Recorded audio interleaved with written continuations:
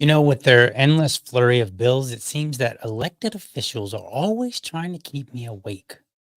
Well, I sleep anyway. However, I'm up early and at it. And on this episode, I'm going to discuss not one, but two bills. And a state level bill in Texas that would usurp local control, and then one over here in Florida that's fighting the so called good fight against personal pronouns. Let's get at it.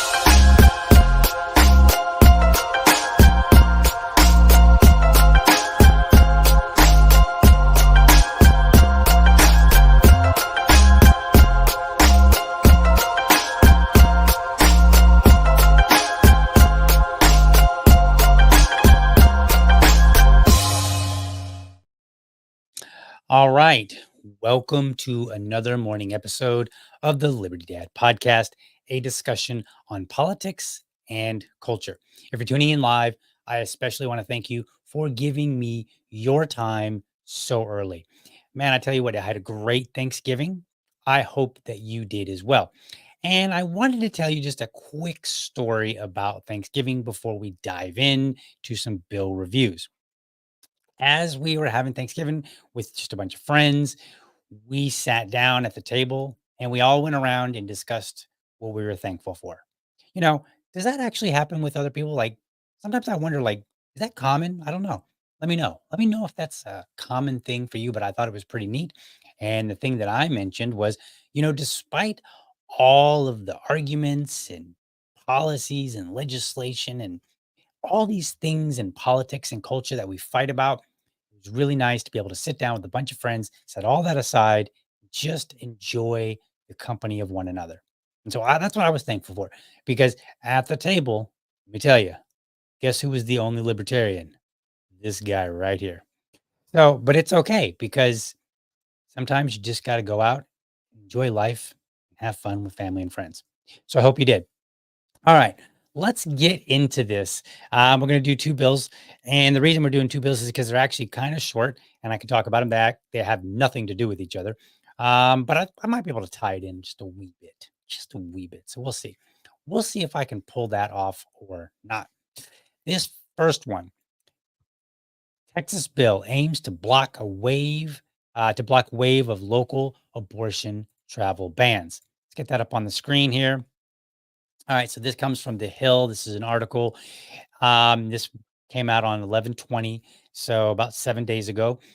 Texas senator is seeking to block a wave of local anti-abortion measures, in particular, a rising number of bans that seek to bar women seeking an out-of-state procedure from traveling through specific counties.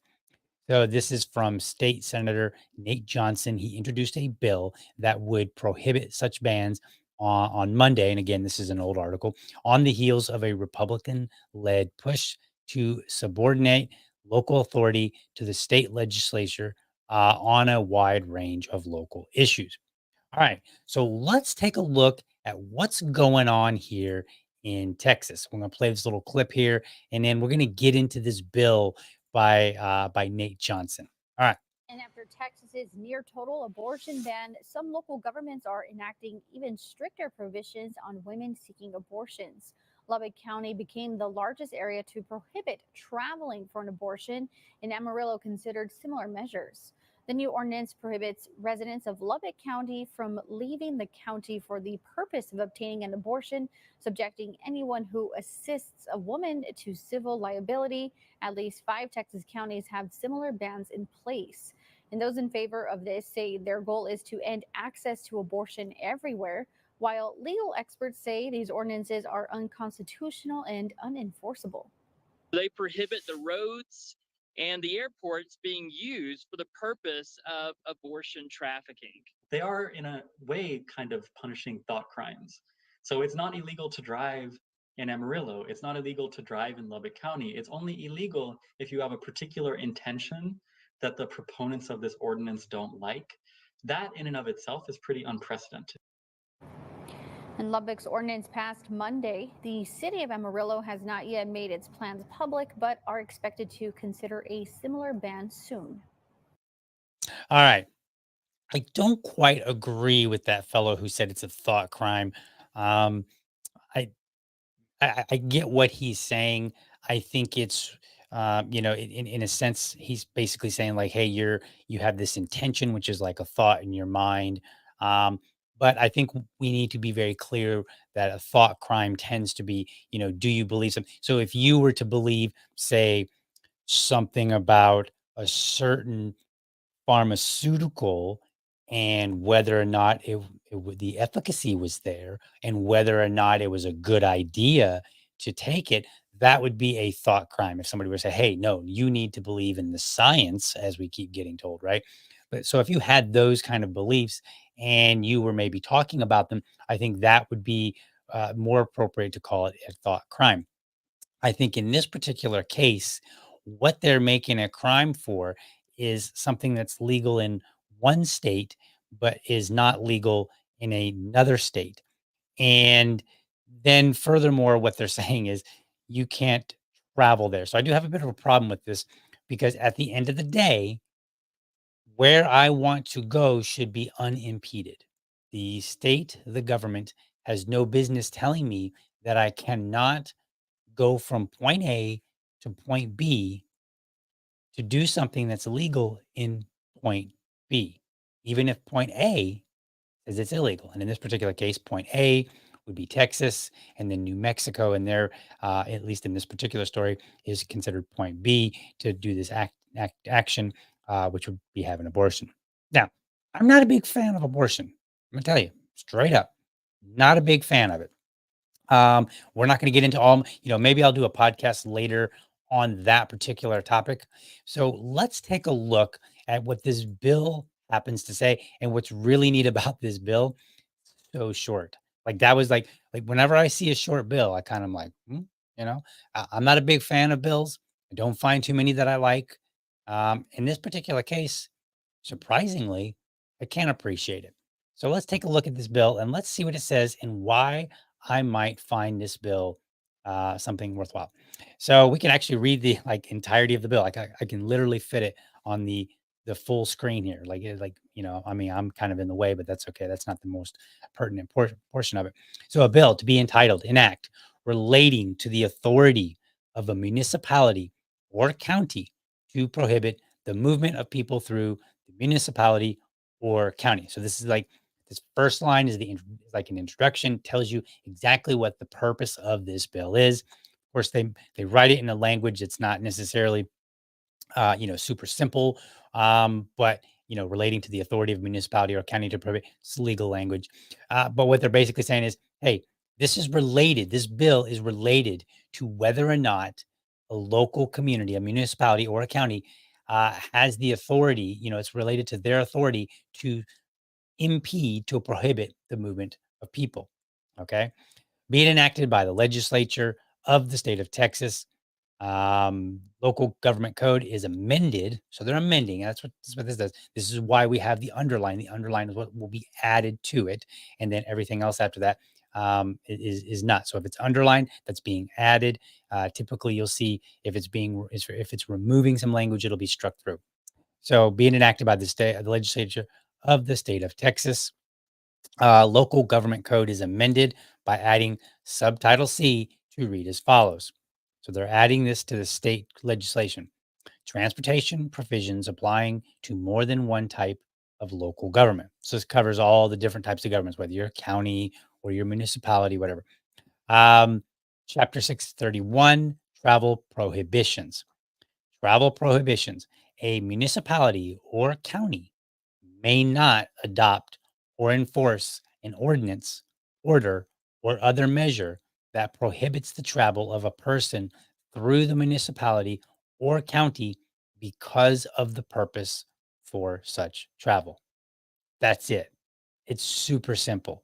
And all they're saying is you cannot stop people from traveling through the county, through the municipality or the county because of what they want to do, right? That's it. It's very simple.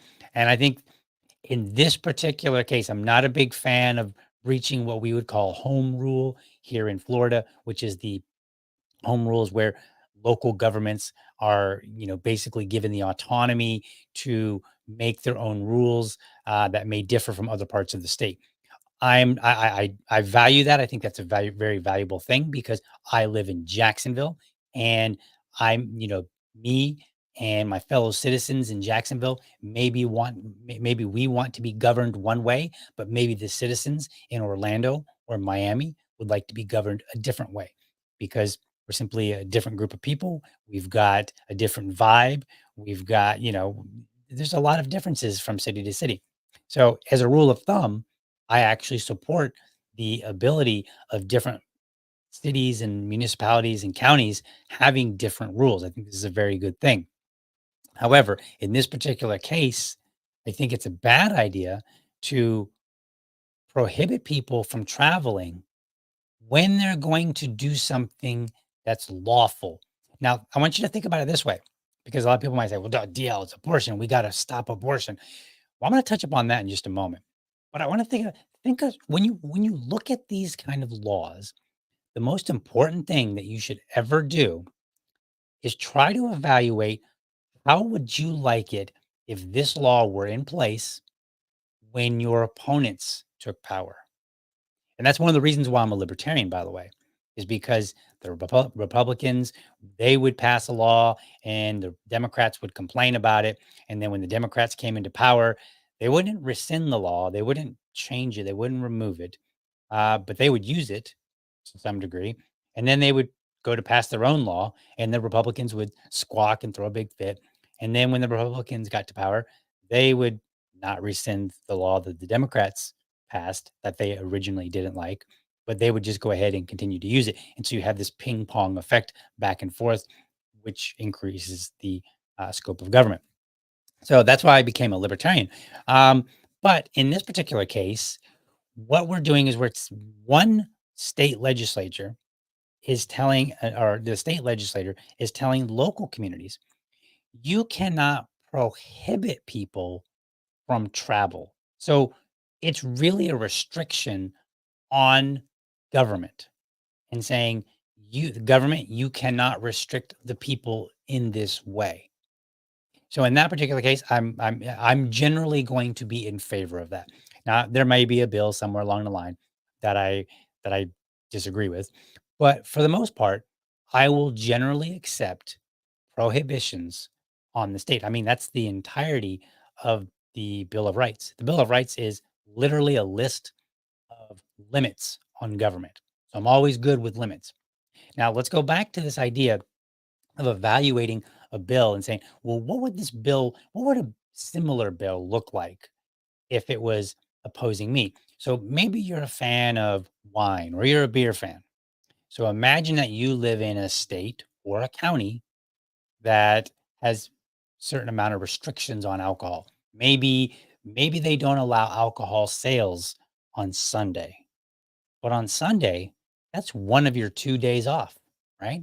So maybe Saturday you went out and you worked in the yard, and on Sunday you're watching the game and you want to crack a beer, but you go to your fridge and you realize, man, I don't have a beer. I forgot to go to the store.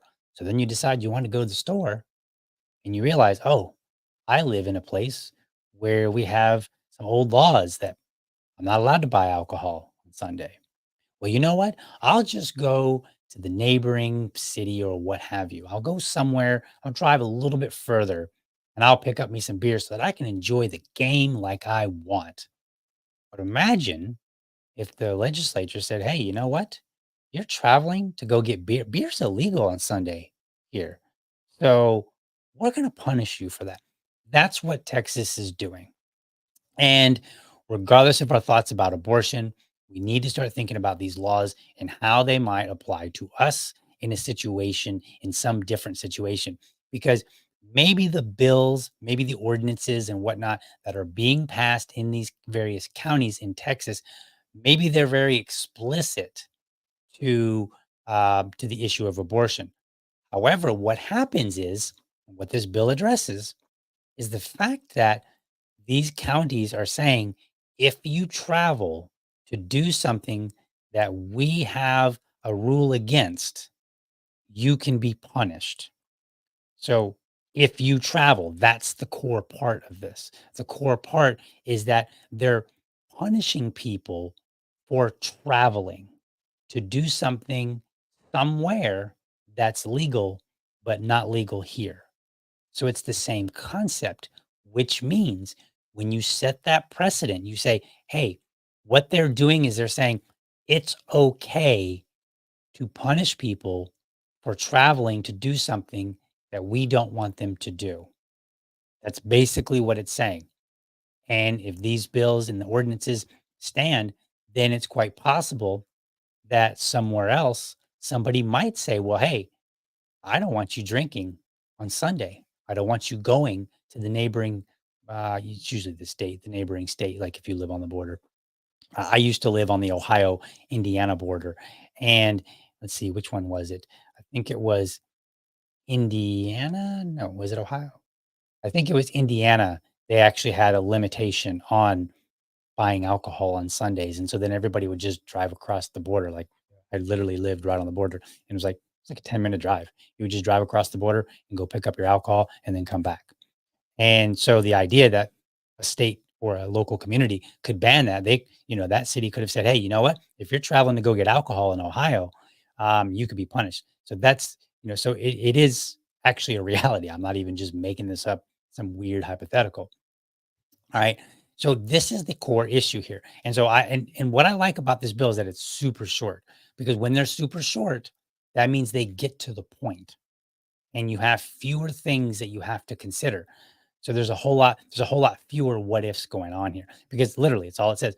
A municipality or county may not adopt or enforce an ordinance, order, or other measure that prohibits the travel of a person through the municipality or county because of the purpose for such travel. That's it. They're just like, look, doesn't matter why you're traveling through, you can't do it. So this bill now prevents somebody from doing it over abortion, over alcohol, or any number of other things that somebody might want to say, hey, you know what?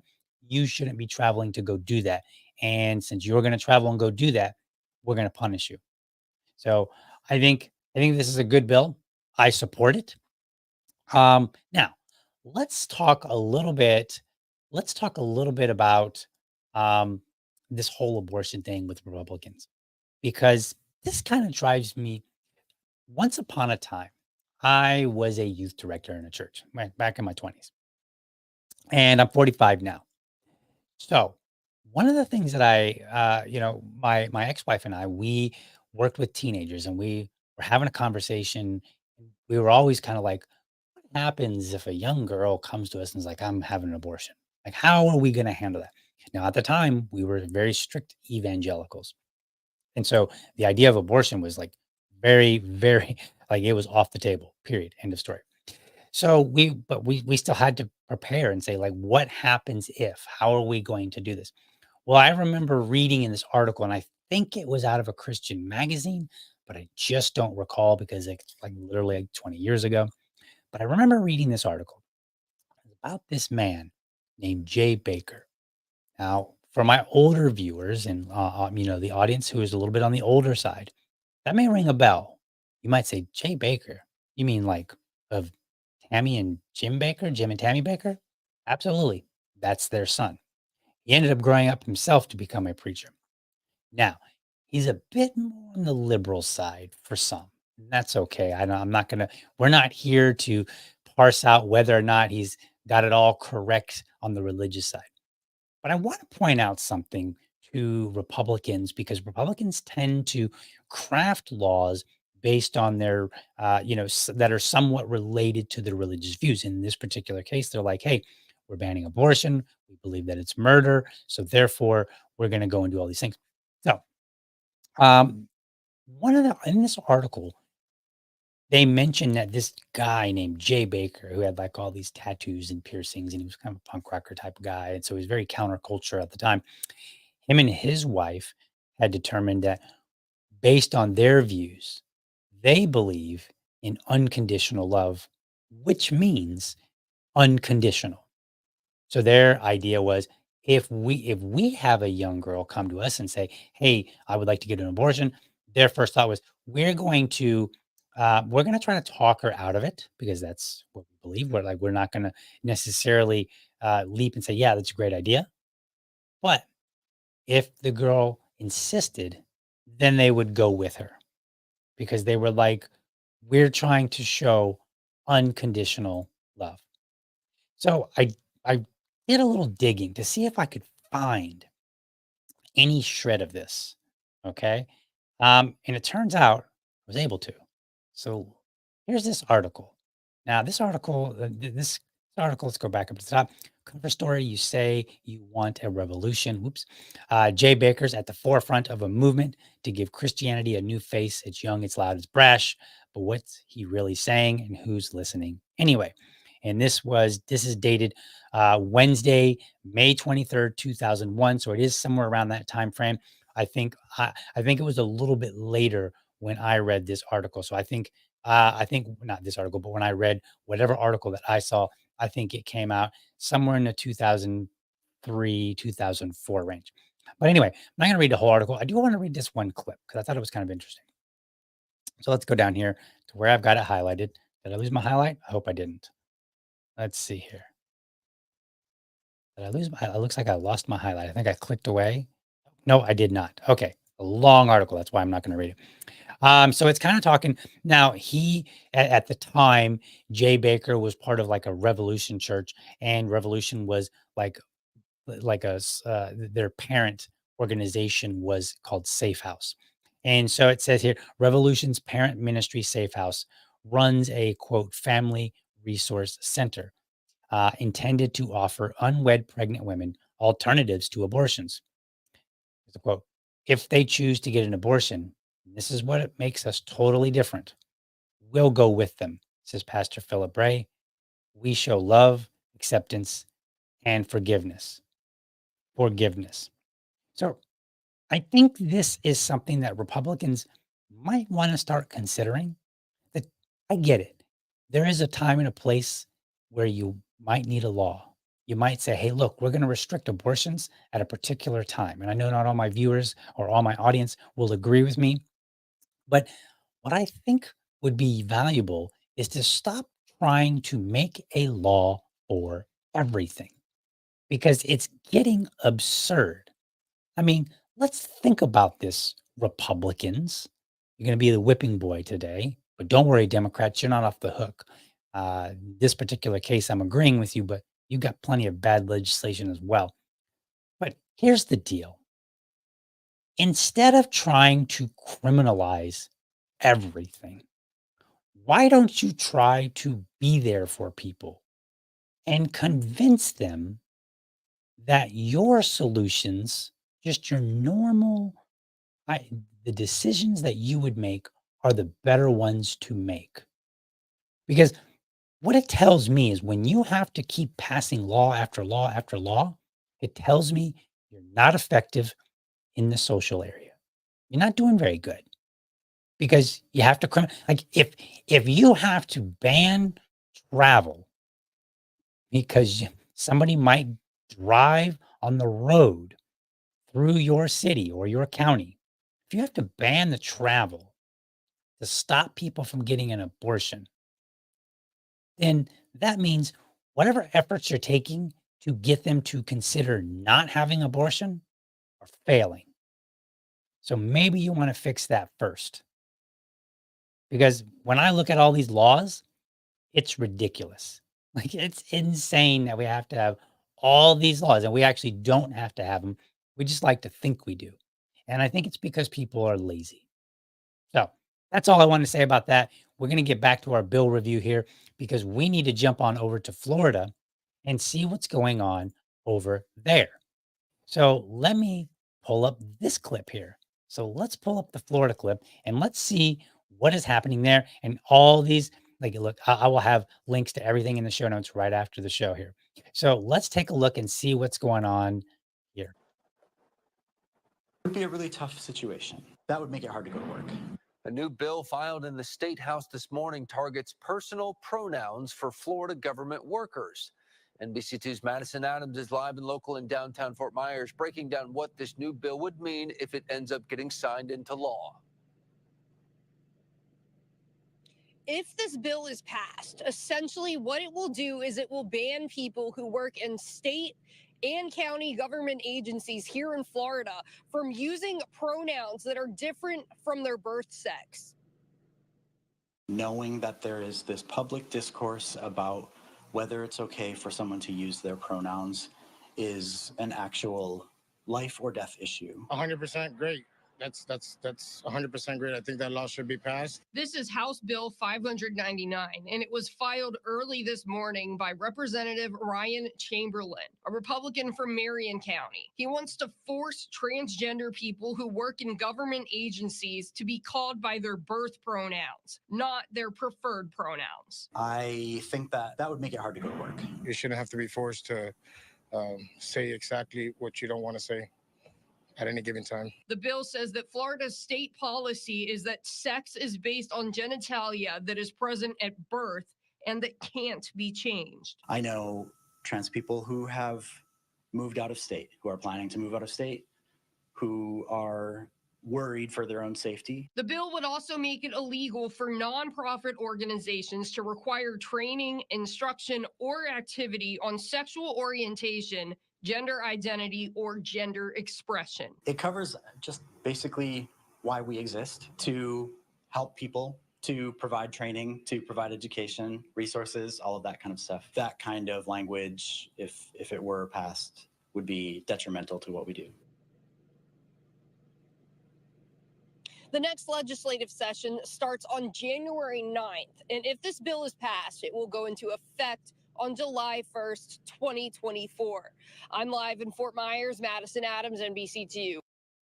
All right. So one of the reasons that I like doing bill reviews, and sometimes I'll even review like studies and stuff like that, is because when media reports on these things, they sometimes get things wrong. So in that 2-minute and 16-second clip, I'm going to tell you, Madison, was her name, Madison Adams? Is that what I think? Yeah, Madison Adams. She got 3 things wrong. Not 1, not 2, but 3. And they were factually incorrect.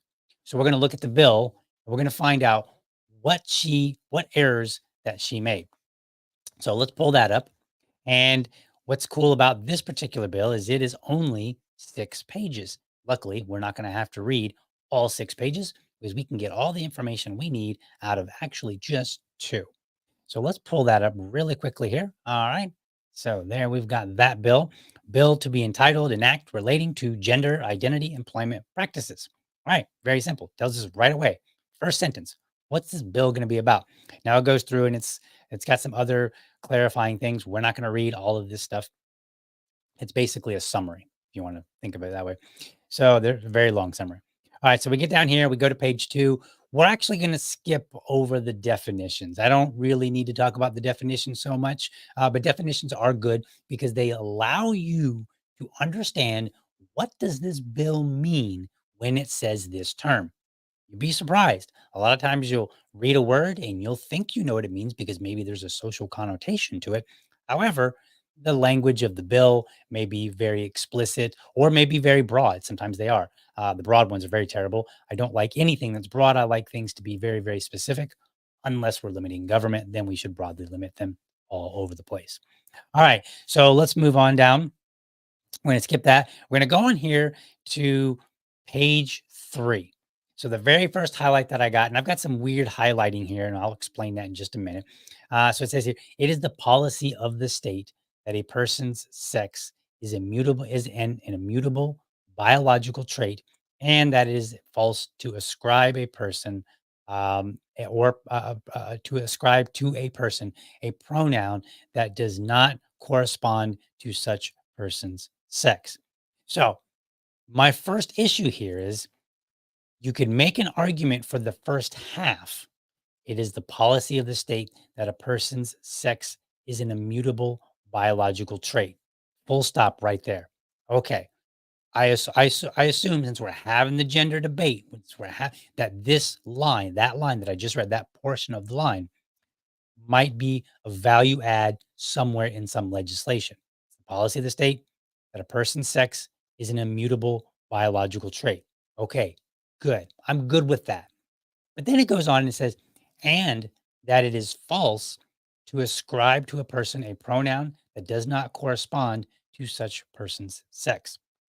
This is where I have a problem because it's not the business of the state to determine what people are or how we refer to them. For instance, it is not my legal name, DL. DL is not my legal name, but people call me DL all over the place, even at work. I'm called DL. And that's what I prefer to be called by. Now, some people might call me Daniel or Dan and Danny if you want to be excommunicated from my circle of friends.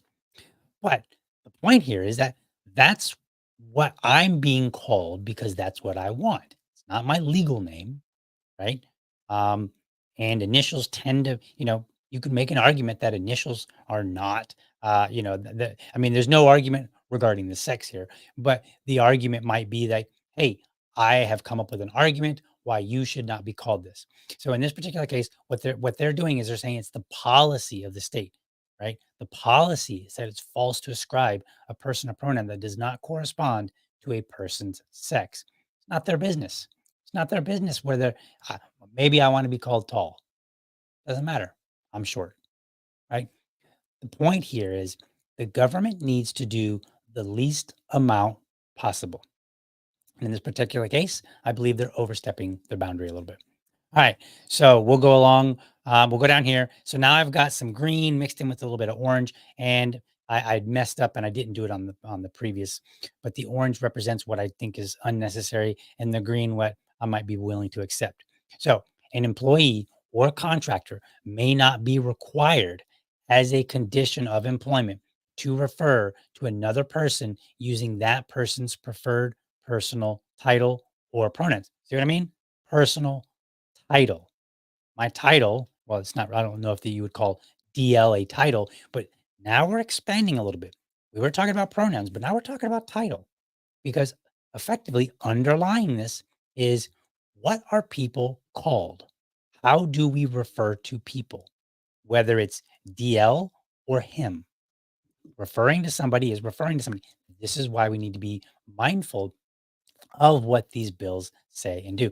Now, I believe if we go back a little bit here, if we go back a little bit, so this bill is explicit to government.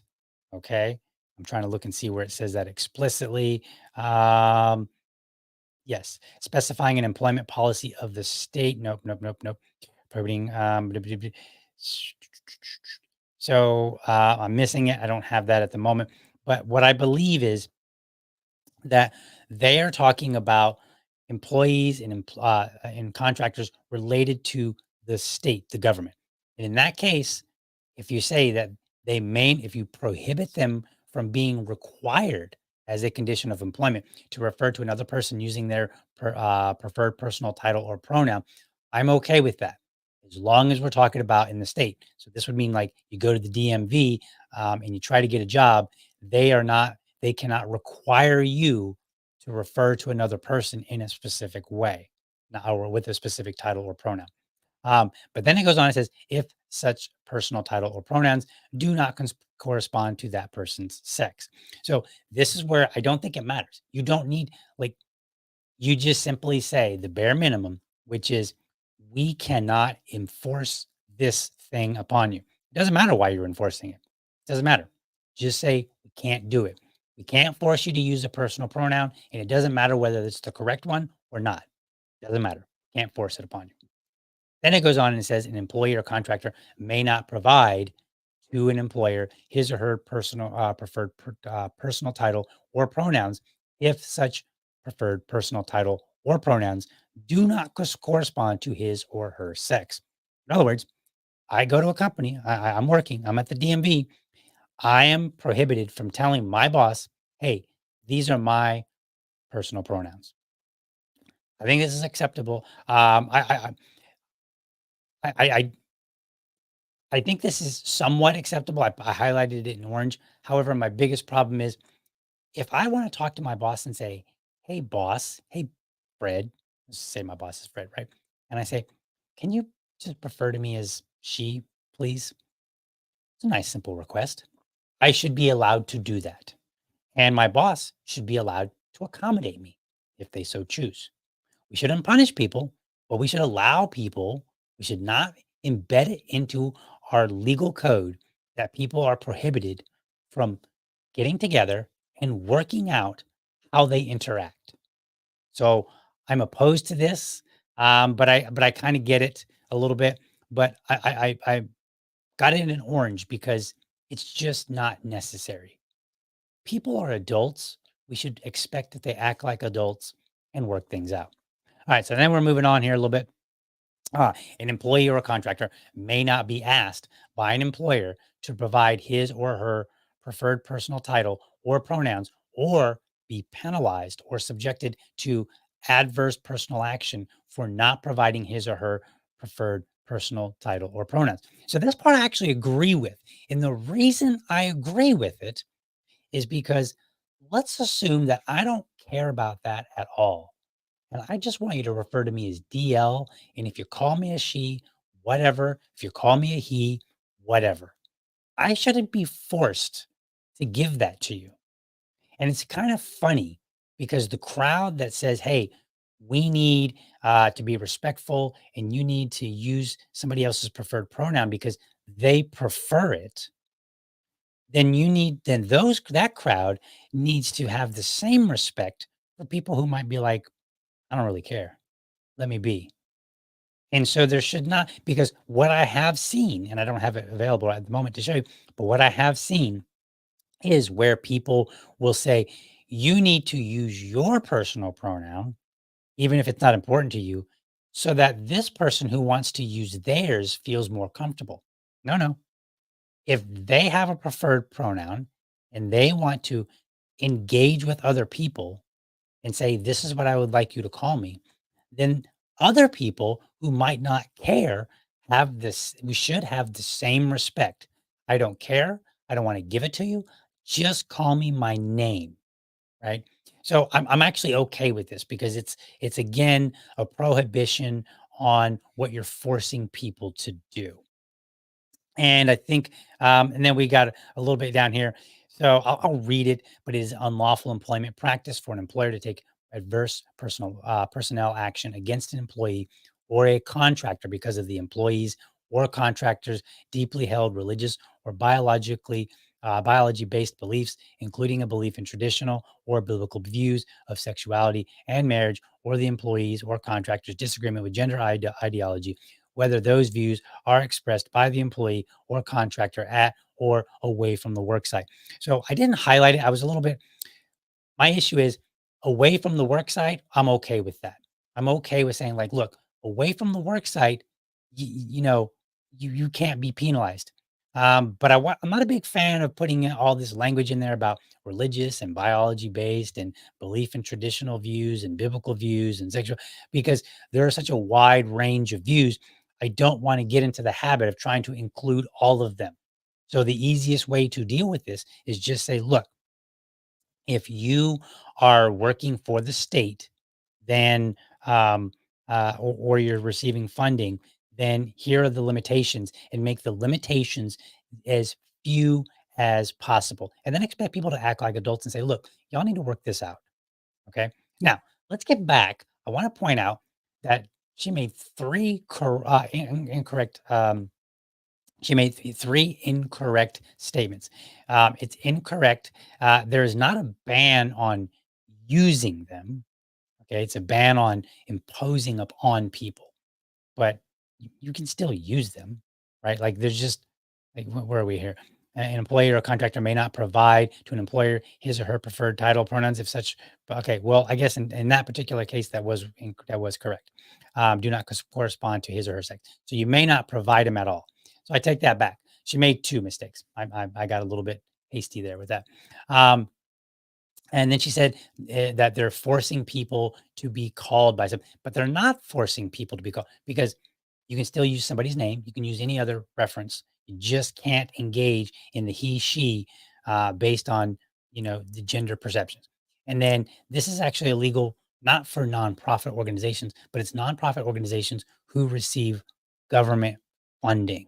So that's a critical portion of this. So this applies to government funded nonprofits. So if you're a nonprofit that is not government funded, to my knowledge, this does not apply to any of you. Let me see here. Um, yes, here it is. It is unlawful. It is an unlawful employment practice for a nonprofit organization or an employer who receives funding from the state to require as a condition of employment any training, instruction, or other activity on sexual orientation, gender identity, gender expression. For the purposes of this subsection, the term nonprofit organization means any organization that exempt from taxation pursuant, blah, blah, blah. So, but up here, nonprofit organization or employer who receives funding from the state. So it's very clear. So if you are a nonprofit who is not receiving government funding, then this does not apply to you. You may make it a requirement that people use pronouns. You may ask them the pronouns. You may do a lot of things. So this is this is applicable to the nonprofits who are receiving government funding. And to be honest with you, it's kind of how it works. Like if you receive money from the government, then you receive also their conditions for that money. That's just kind of how it works. So anyway, that's the bill review today. I hope you enjoyed it. Got a little bit off kilter there with that last one, but it's good to review these bills and find out what they actually say.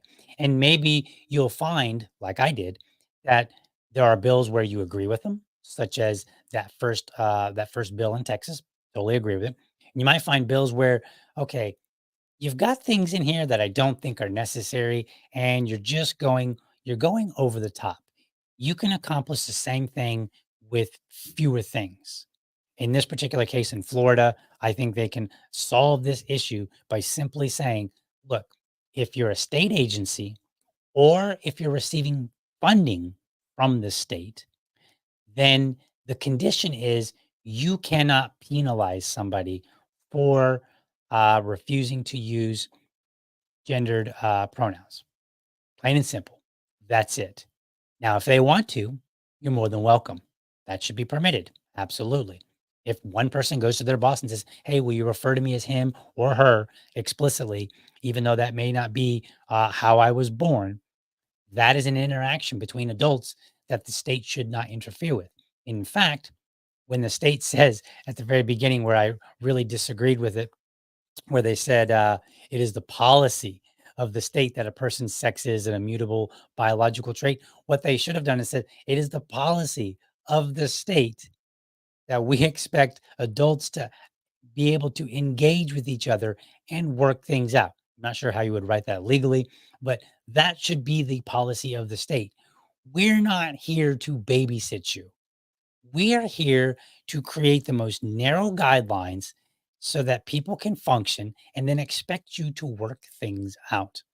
But unfortunately, the Republicans are right now being a bit of a nanny state. All the complaining that they've done over the years about the Democrats being the nanny state, and here they are. They're trying to stop people from driving or create conditions under which they could be punished for driving because they don't like where they're going or what they're about to go do. That is legal. Again, we're not talking like, hey, it's a criminal offense to drive through here if you're on a way to commit a murder in the more typical sense, folks.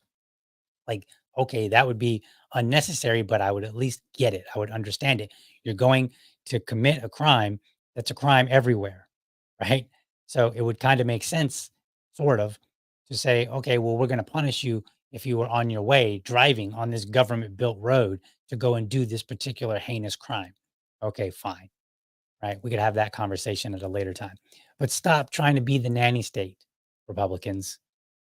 And maybe, just maybe, work on your bedside manners, your social bedside manners. Maybe if you did that, like Jay Baker, maybe you wouldn't need all these laws because you could get people to make the decisions that you wish they would make. All right. Thank you for watching. Hope you found this episode informative and inspiring. Be sure to catch me Monday through Friday, 7 a.m. Eastern, for an informed discussion on politics and culture. And then again on Sunday nights at 7 p.m. with my co host, Susan Hogarth, where we look across the vastness of tyranny here in the United States. I just described two elements of it. And we see what is the LP doing? What is the Libertarian Party up to in all these states? The LP happenings. Make sure you are subscribed to my YouTube channel, or if you prefer, Rumble. You can go to youtube.libertydad.com or you can go to rumble.libertydad.com. Let me know how I'm doing. Leave a comment. And remember, lastly, if you're a champion of liberty, your business is people.